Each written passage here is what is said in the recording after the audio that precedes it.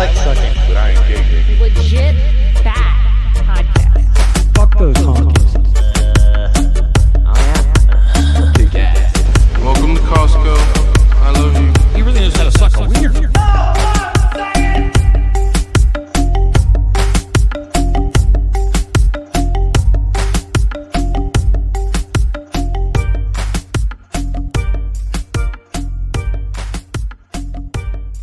Welcome back to Legit Bat. I'm Joe. Jen can't be here, and Ben is not here yet either. So we'll see how that goes. It's been a couple weeks in a row now where it's not all three of us, but we make do. You know, it works out. What was I going to mention off the top? Oh, I'll include a link in the show notes, but we had somebody actually mention our show on their live stream yesterday or the day before, and it was from a show we did with Matthew Lane. If y'all remember, if you listened to that show about the Joe Goberti guy that had the water that he found in his backyard, that whole show.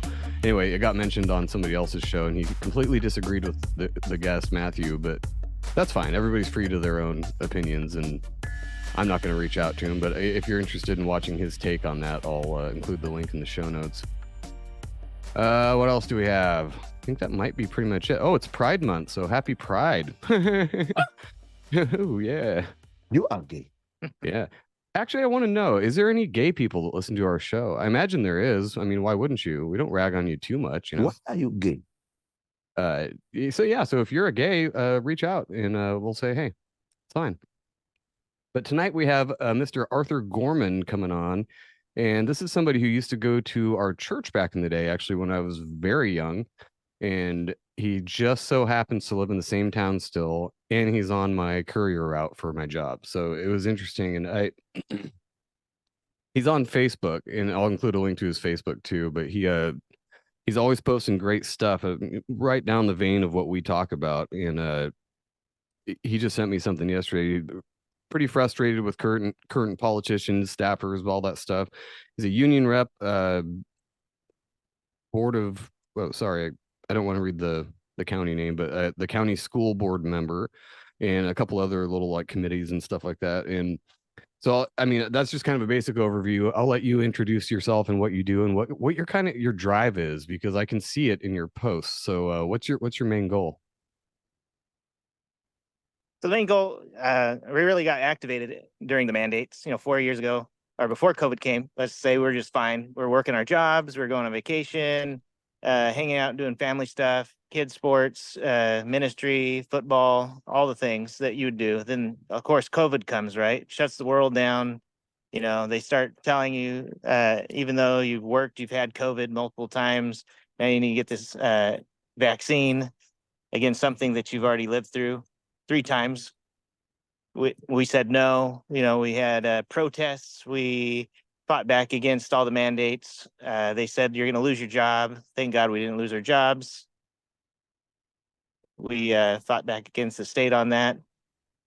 And, that really told us a lot. We were going through the school boards. We were going to city councils. We were going to board of supervisors, and everybody wanted to pass the buck. They're like, well, that's not my jurisdiction. That's not my authority. Go to your state representatives. We're like, okay, well, we'll go to the state representatives. They said, well, you guys are doing everything wrong. Let's teach you how to lobby. Don't pray for me, pay for me type thing. So you're doing this pay for play at the state level, all the way up to, there's only a few politicians that actually helped us out, that actually had some skin in the game. Doug LaMalfa helped us out a lot. Patrick Jones locally helped us out a lot. There's a few other guys in there too, Les Baugh. So we came to understand that when you are actually faced with something, where you're going to lose your job, are you resolved in the fact that you could lose everything and sleep on grandma's floor if it's something that you really want to stand up for? And local control is everything. So it doesn't matter where you live in the the United States. Doesn't matter what country you live in. The thing is, like, if you have the ability to control what happens in your own backyard, you have the ability to run for school boards, city councils, supervisors, and control your own town and county just the way that you want, and to influence the people around you. Because most of the time you live in a geographic area where people like Shasta County love it here. They want to be here. It's a little bit more rural. They like the lifestyle. And we pretty much agree on most things. There's some things that, we're not always going to agree on, but for the most thing, we all want to raise our families. We all want a good job. We all want to go on a vacation.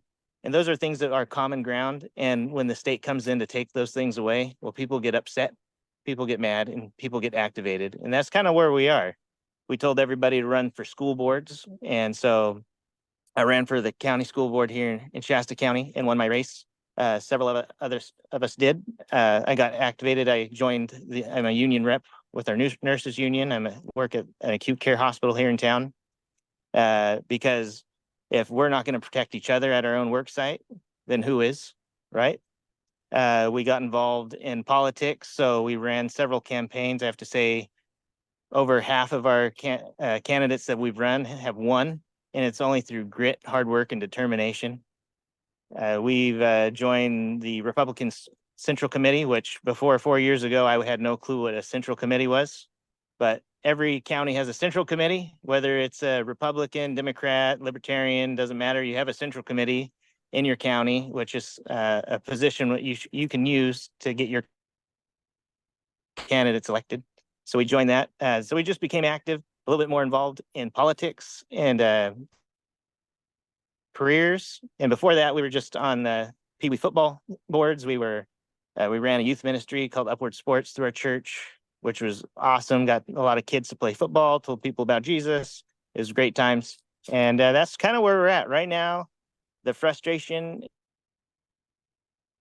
and it's just an election year. So the crazy things are going to happen. And it's going to, looking at going to jail, right? There's going to be some fights, some law going in there. But things are going to get weird all the way until November. So expect some weird things to happen. I didn't think that was the case a long time ago, but when Candace Owens and all those other people are talking, they're like, hey, some bad stuff is going to happen in 2020. I'm like, no, nothing's going to happen. And things got crazy in 2020. So things will get crazy this year too. So be prepared. But locally, we have a lot more control than we do at the state level and federal level. And we can get along and we can make great things happen here in Shasta County. Yeah, so I'm glad you're because I noticed that was one of your main things is focusing on the local aspects of politics rather than the federal or state, because that seems to be out of our control. Our listeners know exactly how I stand with voting, and we all pretty much are in agreement that it's a selection, not an election. You can Right. go as deep in the conspiracy rabbit hole as you want on that, but it does seem like it's I mean, I think they call it political theater for a reason, because Right. it looks like a stage play. It looks to me like things are scripted, and maybe it's not down to the T, but I think they have contingencies in place where if this happens, then do this. If this happens, this happened, so do this now. It just seems like it's playing out like a movie for us. But like you said, you can affect things more on your local level, especially if you get involved by running for city council and all those things. But Right. there's still such a the way it works, at least now, is that the bigger decisions are made on the federal level. So it sucks that we don't have as much control there, because, or perceived control, Right. whatever, but it trickles down to us, and so you can kind of affect things you don't like from the federal level at a local level. But Right. there's still, I mean, I work for a huge corporation and they do whatever the hell they want, and it doesn't matter. I mean, laws obviously matter, but like when it came down to the vaccine mandates or anything like that, I could have been out of a job. Luckily, my company decided not just to kind of skate over it and be like, get it if you want, we don't really care. And so that was nice. But there's a lot of people that lost their jobs just from that, and Yeah. and it wasn't even a law. What do they mean by mandate? It just means that Right. some politician stepped in and said, hey, you got to do this because we said so, Yeah. because the CDC or the WHO said that you had to do it, and all of a sudden everyone took that as law. But what do you think as far as like control at the federal level? What's your opinion on federal and the bigger areas of politics, senators and all that kind of thing? Yeah, it's really interesting because when you get down to, like, let's say local level, you have the ability to say no, and you have the money to say no when you're on a board. So if they pass something at the federal level that you really don't like, being on a city council or supervisor or even on a school board, you have jurisdiction and authority over that demographic, and you can put in policy in place just to tell if they pass a horrible policy, you're like, no, we're just not going to do that here. And most people don't know that they have the jurisdiction to do that. So at the federal level, that's where the political theater, like you're talking about, says, because they'll say things like, if schools don't agree with us, we're going to pull their funding.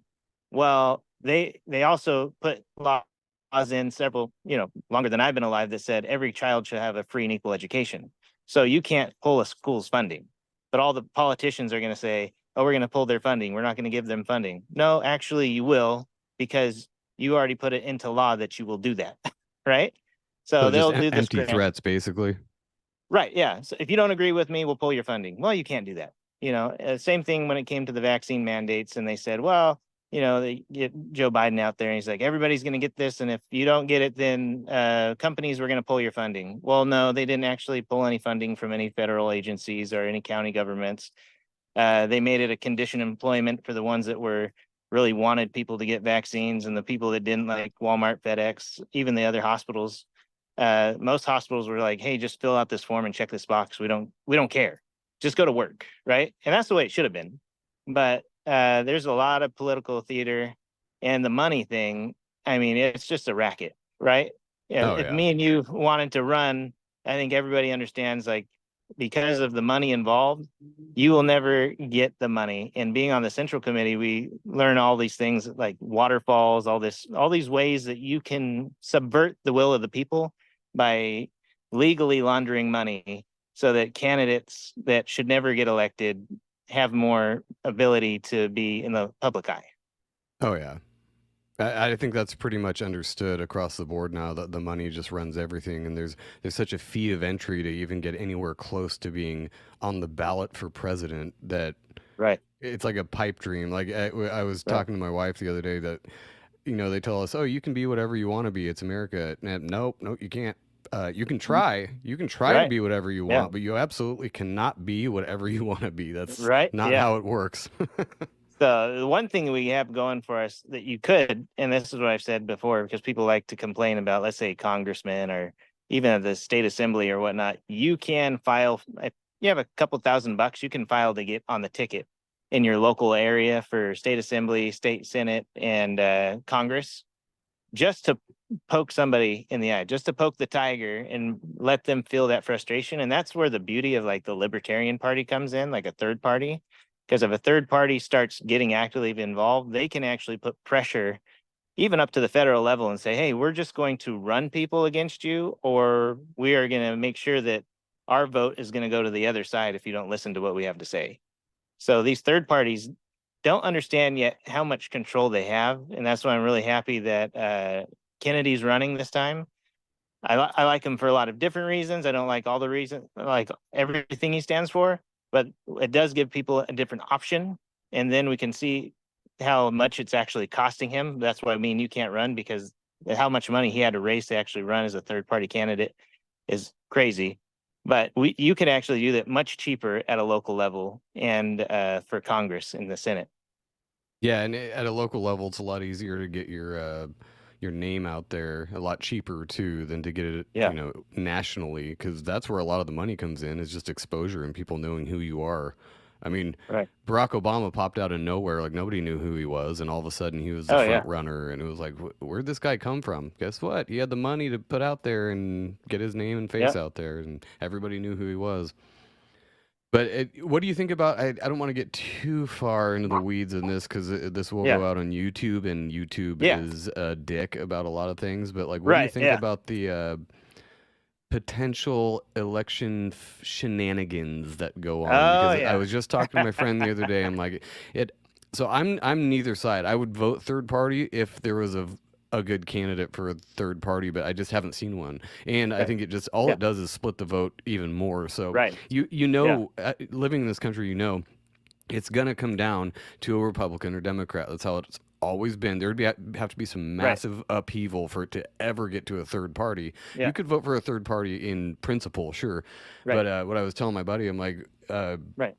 the way that it's set up, you're never gonna have an actual choice. That's why I always call it a selection. It's the illusion of Right. choice, and it's Yeah. yeah. So where were we going with that? Right. Election Right, shenanigans. election Yeah. stuff. So every 4 years, the other side claims the other side was rigging it. So Right. 2016, it was obviously rigged. It was Russia collusion, all this stuff. Yeah. Then in 2020, the other side saying obviously they stole a vote. There's no way this old Right. fart got that many votes. But Right. the media is saying it's the most secure election we've ever had. Stop looking into it. This year is Right. going to be no different. No matter who wins, No. they're going to say they stole it. So what do you Right. think? I mean, with digital voting and all that, it seems pretty obvious. But what do you think? Right. Yeah. So there is ways that you can influence an election for sure. I mean, with money, you can buy a lot of things. And in California, for instance, it's perfectly legal for us to vote harvest in California. I mean, you can go out, we can knock on all the doors, we can ask people for their ballots, they can fill it out, we can walk it in, we can turn it in for them. There's no problem. That's totally legal. In California, they made it perfectly legal. It used to be like you'd have to know the person, they'd have to sign it over to you, you'd have to go drop it off. Now anybody can just walk up to whoever they want. Hey, I'll drop it off for you. How's that? And that's perfectly fine. You just can't pay person based on how many votes that they bring in.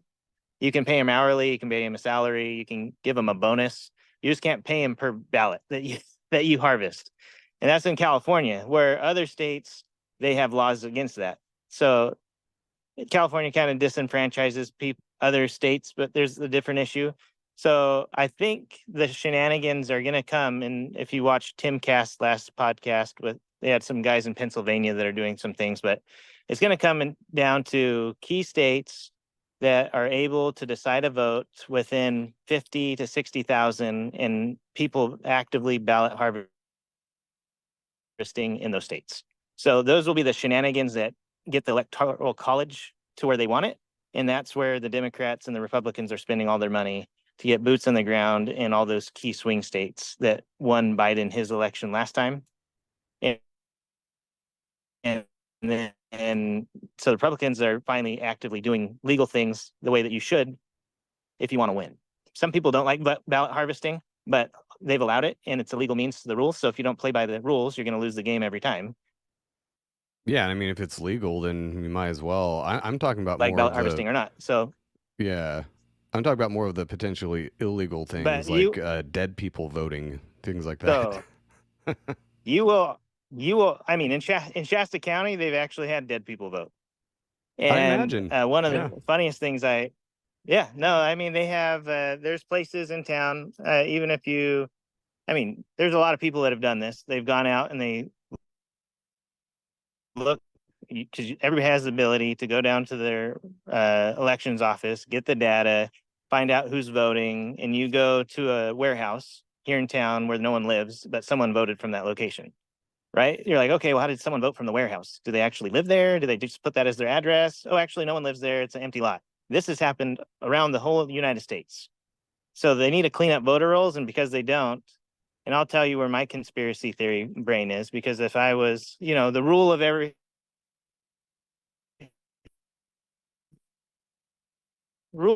the main evil, and I was in charge here in California, the Secretary of State, I already have, who votes in every election. I know the 4 out of 4 voters, the 3 out of 4 voters, high propensity voters. I know who never votes in an election.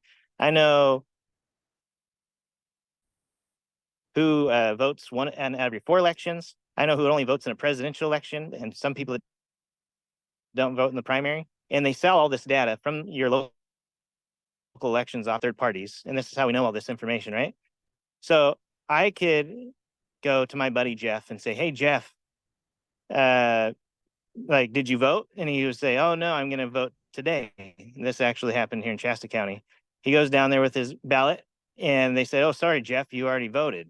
He said, no, I didn't. I have my ballot right here. Oh, well, it says you already did. And then you have to haggle with them a long time. And they said, well, don't worry, Jeff. Your ballot, it'll get worked out in the wash.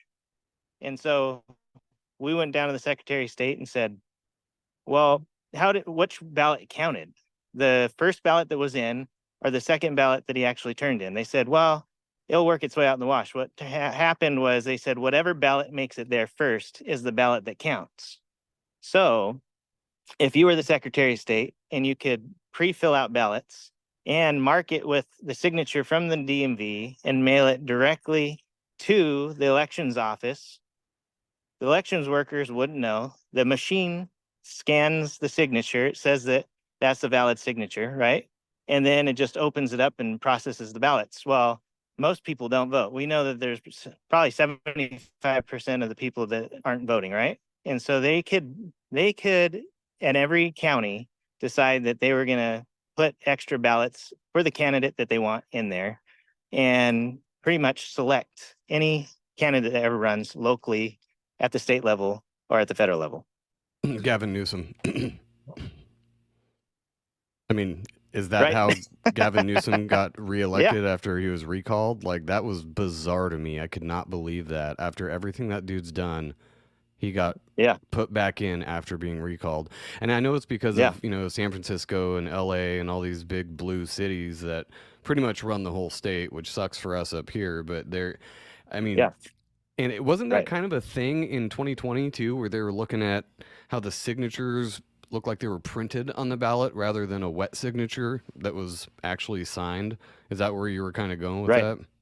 Oh yeah. Yeah. There, if you could, so like locally, we just had the supervisor races for the county, and one of the supervisors beat his recall by 47 votes, right? So if I wanted to influence an election by printing those things like we were just talking about and how it happened in 2020, you could throw in 50 or 60 votes. No one would know the difference, right? And you could win. Even for a state election, you could go to all the other counties and do the same thing. So that's where I was going. It actually has been done, and the ballot that gets put in first is the ballot that counts. So you would never know. Like if me and you went down with our ballot on election day, or we just mailed it in, we wouldn't know if someone else turned in a ballot for us, right? Because we would never Yeah. question it. We're like, oh, we voted, it went in, we got a little thing. Like if you had signed up for it, hey, I voted. Hey, look, I voted. Well, you didn't. How do you know that your ballot was the first one to make it in? You That's don't, so bizarre. right? Well, And you then they're never will. pushing So the that's where I think the big people. Yeah, go ahead. Oh, sorry. I think we have a lag on your connection's a little wobbly, so I think Oh, we're getting a okay. lag in there. But yeah, that's where everybody Oh, was okay. Yeah, yeah. questioning the vote by mail or pre-voting thing, and they kind of blamed that in 2020 at least on COVID, Yeah. like, oh, vote by mail because it's so much safer and you don't have to go into a voting booth. And who knows? Who knows where those went, or if Right. those even counted, or if they doubled them or copied them, ran them through multiple times. Like, these are all the ideas that came out. But it makes sense with Biden. I mean, come on. Right. Right. And then you go down the whole rabbit trail of the machines. Is the machine connected to the internet? Yes, some of them are, some of them aren't. In some counties, in some counties in America, did the ballots get flipped from Biden or from Trump to Biden? They found out that was true. How many? We don't know, because they said that was only in that one county that happened. It couldn't have happened in any other county. I don't believe that. I Yeah. think if it could happen one place, it could happen anywhere. Yeah, especially when if they Then you are connected to have, the internet. Yeah. so that's just two ways. Yeah. So I mean, I would say our elections have issues for sure, and it would be nice if it was straightforward. And we went back. I was arguing with obviously I'm a Republican, my Democrat friend. I was arguing with him. I said, hey, how about we go back to 2020? No mail-in ballots. You can't do any mail-in ballots except if the way we used to have it. It was you're in the military or you request an absentee ballot, but no mass mail-in ballots. And then we do a do-over, and we only count what happens on election day. I said, would you go for that? And they're like, oh no. Well, his side won that one, right? So if we actually went back to the same day voting, I would have put a little bit more trust in the system. But with the mass mail-in voting, who's to say? Other counties, in other states, people were paying for ballots, right? I could go up to you and offer you $50, give me your ballot.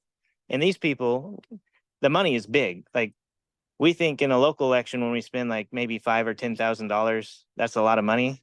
These guys have big global organizations that are trying to influence elections and paying people millions of dollars to ballot harvest and collect ballots. So if you have a whole month to do that, is the American people really picking your president, or is it a big global agency picking it for you? Yeah, and it does seem like it. So I always go bigger when I think about this kind of thing because I'm like, it doesn't really matter to me. It doesn't matter how they, how we vote or anything. If there's a will, there's a way, and when there's a will with a big enough wallet behind it, they will find a way to do what they want. And I think the control structure goes way beyond the politicians and the people that we see all the time on TV. I mean, look at Biden. He's not running anything. He's up there No. shitting his pants, barely being able to string a sentence together. You think that guy's really running anything? I think he's just signing things because they told him, "Grandpa, you get an ice cream if you sign this," And okay, can I go to bed now? So I mean, and take your pick on which global organization would be behind that. My guess would Right. be things like the WHO, the WEF, all these big things that have Right. been really in the public eye the last 4 years, especially. But they seem to be the ones that are pushing a lot of these agendas, at least in Right. these policies that are happening. So, I mean, where do Yeah. you think how far would you go down the rabbit hole of that? Like, who's the ultimate bad guy? I mean, I guess as a Christian you would say Satan, but like who's Right. his earthly counterpart that's running Yeah. everything? Well, yeah, we got there's so many. There's so many.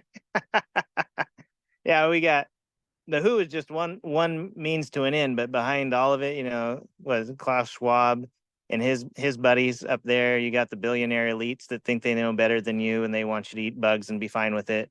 You have, I would even venture to say, when they do say that Russia wants to influence, I don't think that Russia's the only one that wants to influence our election. To be honest, if I was a big superpower in the world and I had billions of dollars, of course I would influence your election, right? If I was China, I was India, whoever I was like, no, I'm going to pay people a lot of money to make sure my candidate wins one way or another through several small donations, if that's the case, or hiring outside people to come in and thwart the will of the people by buying ballots. I mean, I think we probably would never know, but the the main evil I would have to say is probably some elite people that think they know better than everybody else, that want money and control. And I think a lot of people, England was pretty mad when we broke away from them. There was a kingdom that had pretty much control of the whole world, right? Just kind of like Rome and Greece at the time. And they all fell. They got too big. But, in America, we broke away from that system. But I think there's enough people out in the world that want us to go back to where we'll eat bugs and be fine with it. And we'll work and toil on the land, and we'll be little grunts, and we'll just be a number, and they'll collect the money and they'll tell us how to live. And that's how they want to go back to. But I think there might be enough of us at this time to say no, right? Yeah. And it's funny when you say it's not just Russia. Obviously not. I mean, China's got a huge stake in this. China. If anybody thinks China isn't one of the most number one dangers to the states right now, you're insane.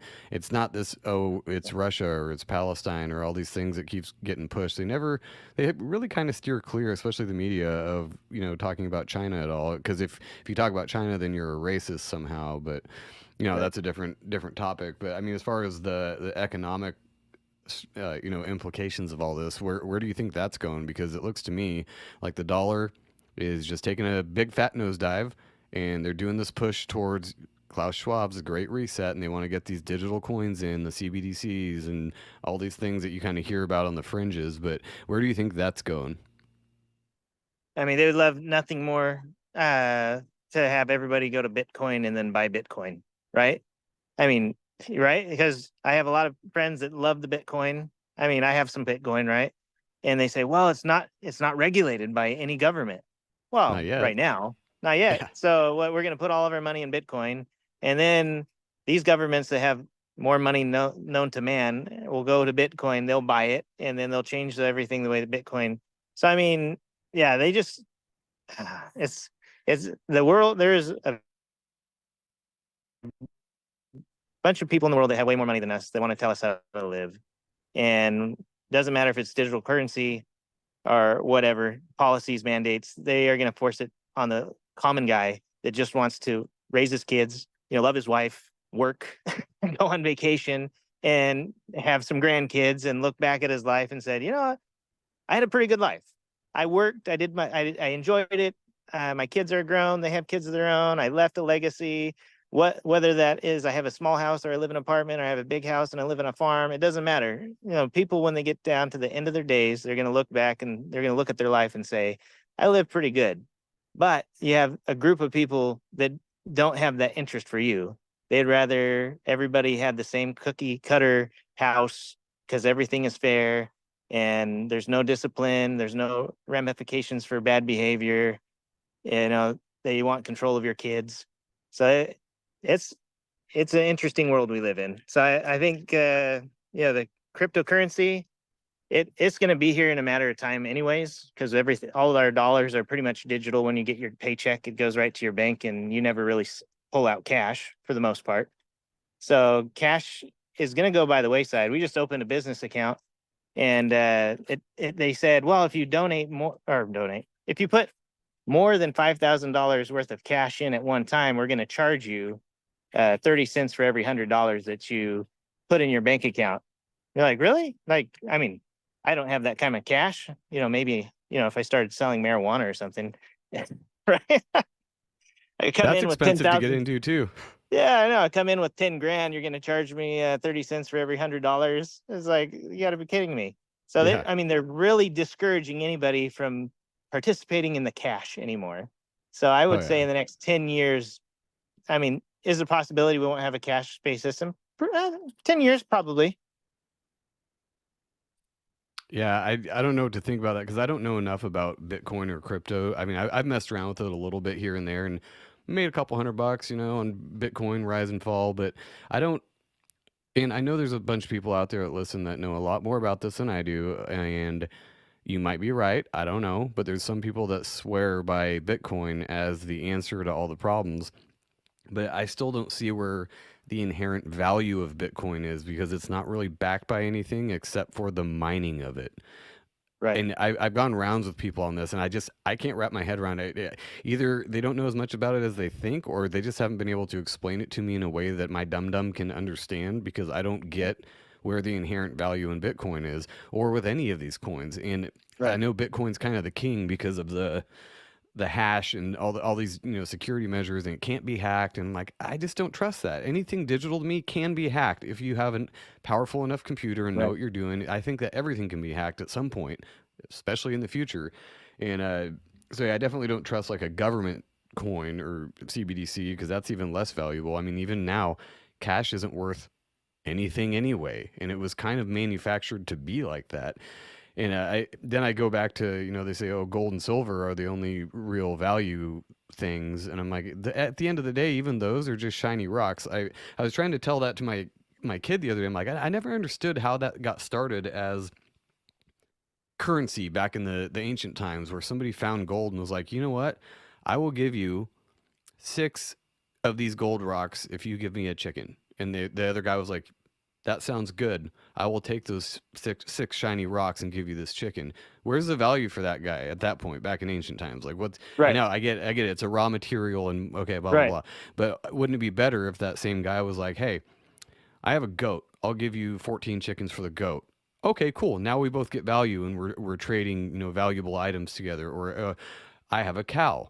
I will till your fields for the next 6 months, you know, or, you know, whatever. That's value for value thing. And I just didn't understand where the whole trading shiny rocks in, and then that got turned into paper and everybody just accepted that as money. And now it's just this etheric thing that you're trading numbers on your phone and that's your money.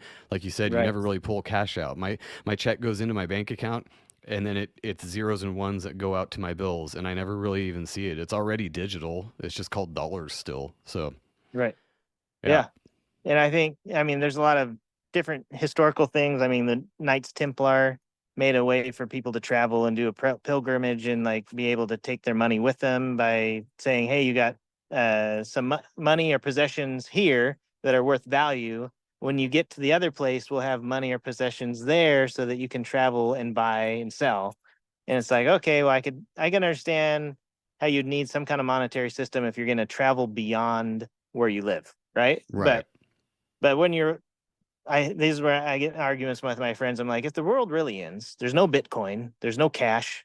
You come to me with a bunch of shiny rocks, and I'm going to tell you to get lost because I need to eat.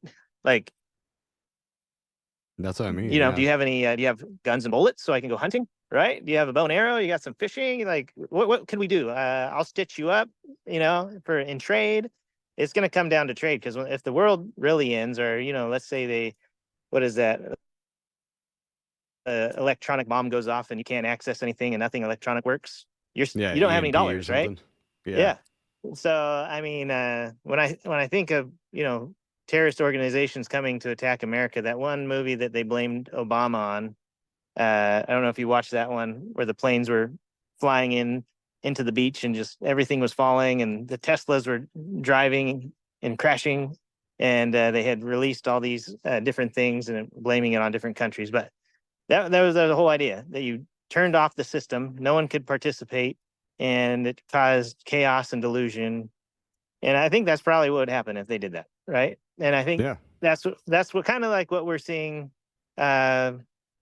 with politics and with whoever's trying to control us, is they want to create so much chaos and division that we're always battling each other and never looking to the guy that's causing the problem. 100%. We try to preach that as much as possible here, where and you can see it, and I think a lot more people are kind of seeing it now, and I'm interested to see what the next couple months will bring before the election, because that's usually when they start some race war stuff and blame it on cops or whatever. I mean, this happened in 2020 with George Floyd. Everybody knows that, and I think a lot more people are actually realizing that is a division tactic, and it always happens on cue right before an election to split the votes and pit the people against each other. And I've said it a million times, but when I go out, especially where we live, when I go out day to day, I don't see any of the things that they're telling me is going on. And I get it. I'm localized here in my area, but I talk to a lot of people all over the world, and they're saying the same thing. They're like, I go out, everybody gets along for the most part.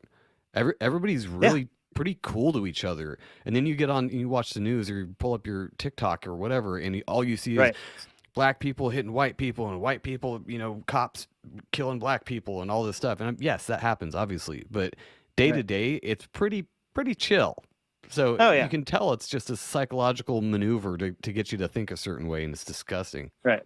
Like right now, the biggest push is and you can see it because the algorithms on Facebook, Instagram, even X right now, what they're doing is, it's Pride Month, right? And so there's people that love Pride Month. There's people that don't like Pride Month. There's people that could care less. The people that say you do you. But what are they going to do to people that are religious? They're going to show them a bunch of Pride stuff. And the people that are, maybe against that, they're going to come back and they'll say, hey, we don't like that. Or they'll make a post.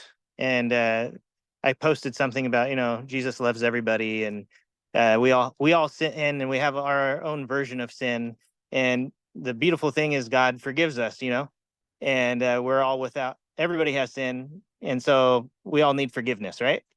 And that would would be like, oh, okay, well, everybody could agree that, we all have our own vices, right? And we all get hung up, and no one is blameless at all, right? But some people took that as like, oh, you're against the Pride people. You hate them. You actually hate these people. And I said, no, I love everybody. I'm just saying we all have our own version of sin or vanity or pride or the 7 deadly sins. No one here is without blame, right? And they're like, oh, no, except for these folks. These guys over here are without blame. So they're trying to cause this division right now between, let's say, the LGBT community and everybody else. And if you say anything bad about Pride Month, then, you're a hateful bigot. But if you agree with everything they say, then you're a hero and a fellow to the cause. So right now, that's ally. So I'm like, man, I have cousins that are in that lifestyle, and I have friends that are in that lifestyle, and I love all of them, right? But people don't want to, especially on social media. But if you interact face to face, like real humans, none of that, like you're saying, none of that actually exists. When we actually meet each other, we're hanging out and we're working and we're loving on each other and hugging everything, we're raising our families together. None of that actually exists. But the people upstairs that want to control you, they want to like push you to hate each other. Yeah, and it's so glaringly obvious. I mean, anybody who's looked into these things at a more than a surface level, it's pretty obvious that that's what's going on. You see it everywhere, and it's like you said, it's Pride Month, so maybe the algorithm's going to show you like pride parades with rainbow dildos in kids' faces just to get you riled up and be like, oh, this has got to stop. And then you make a post, and then somebody fires back at you, and not only is that divisive, but it's also the algorithm wants that on social media because it drives interaction. So they're finding things that get you riled. This has been a study that was done a few years ago now, where they found that the more outraged you are about a post, the more likely you are to interact and stay on the website or on that app. So they're not gonna show you puppies and kittens and stuff unless you follow a lot of puppies and kitten accounts like I do. But Right. Mhm. they're not gonna really show you that, especially during times of tension, because they want you to be on the app longer. So they're going to show you something that pisses you off so that Oh, yeah. you react, and then somebody else reacts, and you get into this stupid argument on your phone with a total stranger you've never met that may well be a bot. That's why I refuse to do that now. Like I post a lot of offensive things on our Instagram page, and I just Yeah. refused, for the most part, I refuse to even acknowledge Participate. Yeah. somebody comes in and says something that's obviously either a very brainwashed individual or it's a bot that's trying to drive interaction or something. I'm just like, no, I'm not doing that. I'm closing my Right. phone now, and I'm going to go outside and sit by my pool. I'm Yeah. done. You know, Done you for know the who day. was great at that? Who set a great example? Trump. with his mean tweets. They're like, oh, he's so mean. He would just drop a tweet, a meme or something, and then people would just war with each other for days and about how horrible it was. And they're like, oh, he probably is sitting back and watching this. I'm like, he probably is not. He probably just dropped some truth out there, or what he perceived to be truth at the time. Yeah. Everybody, and he was like, yeah, this was great. This is great, and moved on. Like most. And that's what I was like, I'm going to do that from now on. It's like, there's no use of like trying to argue with someone that that you're just going to disagree with them, and you're going to argue with them for several days over something that you both are going to disagree with. Yeah, I don't have time in the day. I work all day, and then when Yeah. I am not working, I want to do anything but argue with people. I'm not in.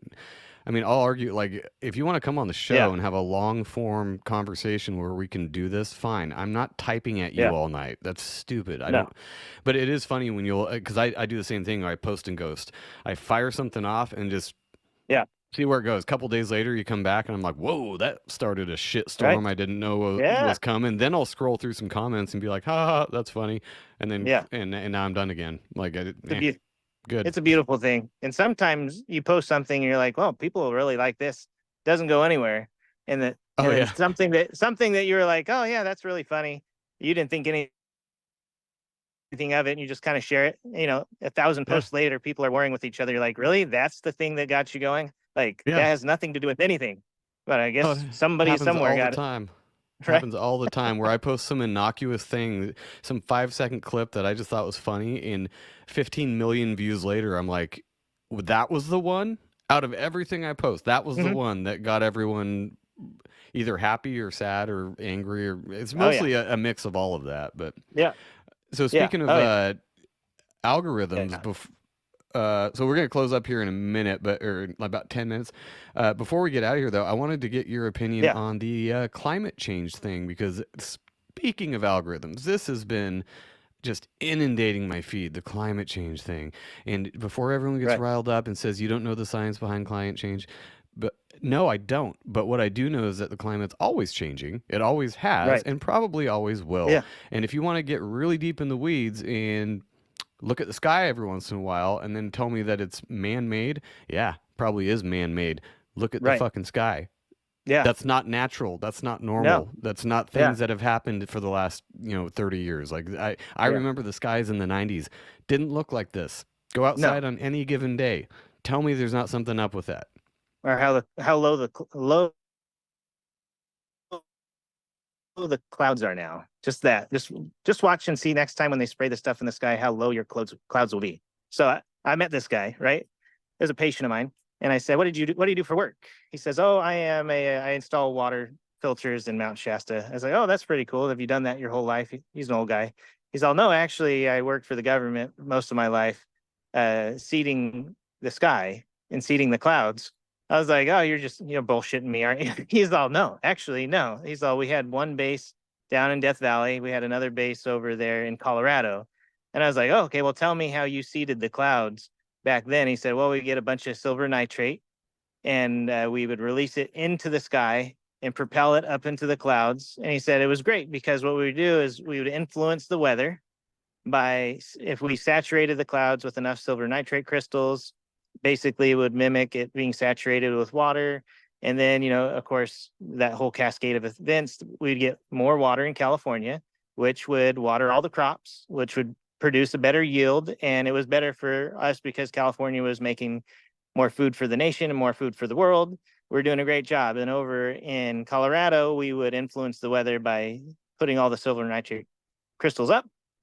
And over there, they were having a problem because the snow was coming down and it was too hard, kind of like the snow we used to get in Shasta County, right? It was like hard, compact, wet, and it would crush the wheat and it would crush the corn and your crops would fail. He said, so if we super saturated the clouds, then what happens is when the snow comes down or the hail comes down, it's very light, like that Colorado fluffy light snow that they like to ski on.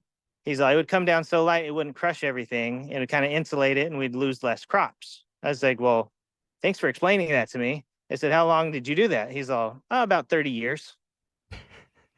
I was like, oh, I said, so what do you guys still do that? He's all, no, we use planes for that. We don't, I was like, and sure enough, now they're coming out with, oh, we actually do seed the clouds. Oh, we do. We actually alter the weather based on what we would like. So is it a conspiracy theory to say they once did it because of crops and different things, but now I could seed the clouds based on an election cycle and I could make it rain really heavy in November when people like to do same day voting and make it really hard for you to show up at the polls because you don't want to brave the rain or the snow or the sleet, right?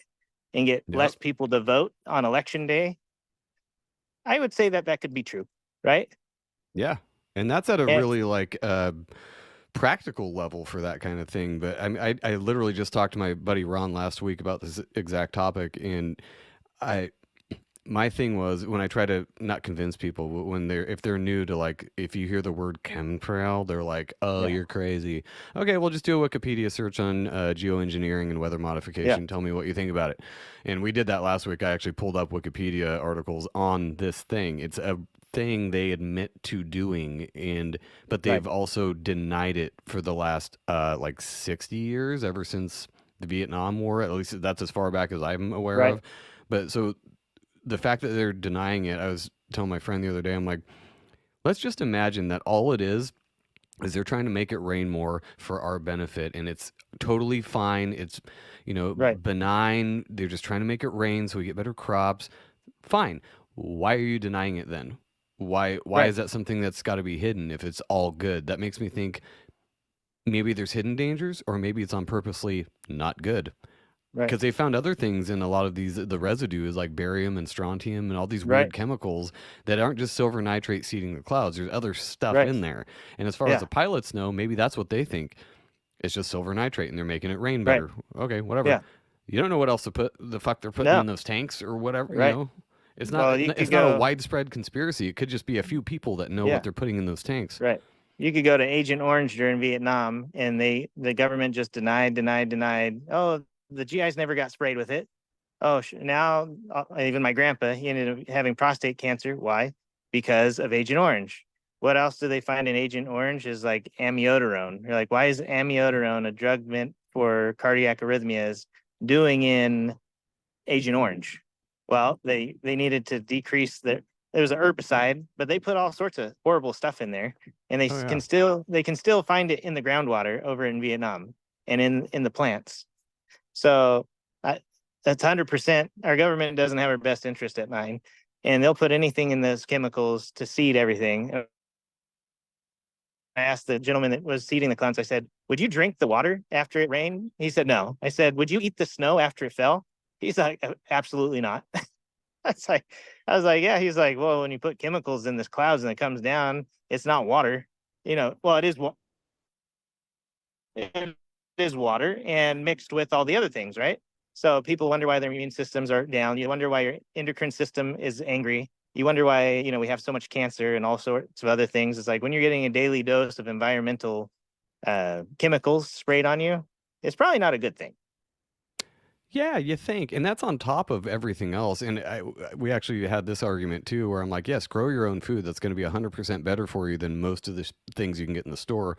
But then it makes me think of what water you're watering it with, and what's in the soil already, what kind of heavy metals, and no, we had that conversation with the lady, and I'm like, it is better than nothing though. Like if you can grow a backyard garden, have Right. your own chickens, it's still going to be probably 100% better than most of the things you can buy at the store.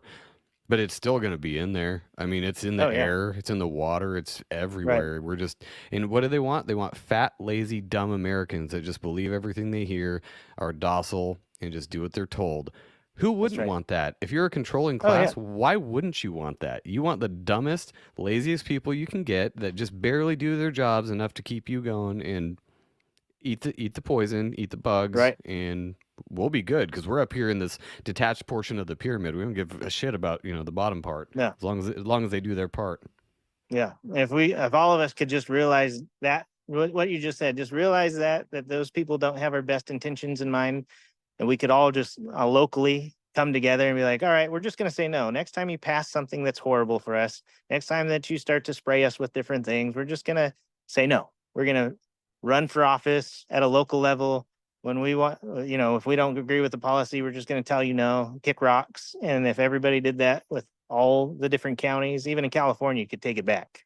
Right. Oh yeah. And some people are like, oh, what does taking back look like? I'm like, you and your neighbors getting together, running for office, and taking back things that are local so that your kids can have a better outcome. That sounds pretty good, right? So Yeah. if we all just did that at a local level, we'll be much better. Yeah, and I mean, I think it was Tennessee that just passed some I think it was Tennessee, don't quote me on that, but passed like you can't be spraying shit in our skies over here. So Yeah. just the fact that passed is weird. Why would you need to pass a bill if it's something that isn't happening and is just a conspiracy theory? So I think, like Right. you said, all these things are coming out now, and more people are noticing. More people are putting their phones down. Stop looking at weird mouth. Weird dances on TikTok and all this shit, and they're actually Right. starting to look around and notice what's going Yes. on and being like, wait a minute, maybe it's not as crazy as we thought. All these people have been talking Right. crazy shit for the last couple years. Maybe it's not that crazy, and maybe we should Yeah. do something about it. So, I mean, whether it will be too late or not, I don't know. What do you think about that? The next, we'll just say we'll skip right past this election cycle, no matter what happens. What do you Right. think until like Agenda 2030, like 2030, 2035? What do you think? What do you think that looks like? Do you think there's a massive change, whether it's good or bad? I think you're going to have, well, the thing that I think about is generational change. And I think the kids that are growing up right now are tired of all the shenanigans, right? And I know at least maybe my kids are different because they're raised in a conservative, with conservative values, biblical values, and trained to think a little bit that you can't trust the government. They don't always have your best interest at mind, right? So I have hope for that generation because after coming out of the pandemic and they could actually tangibly see that their government doesn't care for them like they way that they want them to, or maybe your employer valued their job more than your job. It really, that moving into 2030, I think there's a lot of oppositional defiance that will happen. And it's been a little bit growing and growing over the next 4 years. So I have hope that as we merge, it doesn't matter who wins this presidential election, there'll be people pissed off on both sides. But if we could control that anger and be like, all right, you're pissed off, but who should we actually be pissed off at? Right? Yeah. We're not pissed off at our neighbor, right?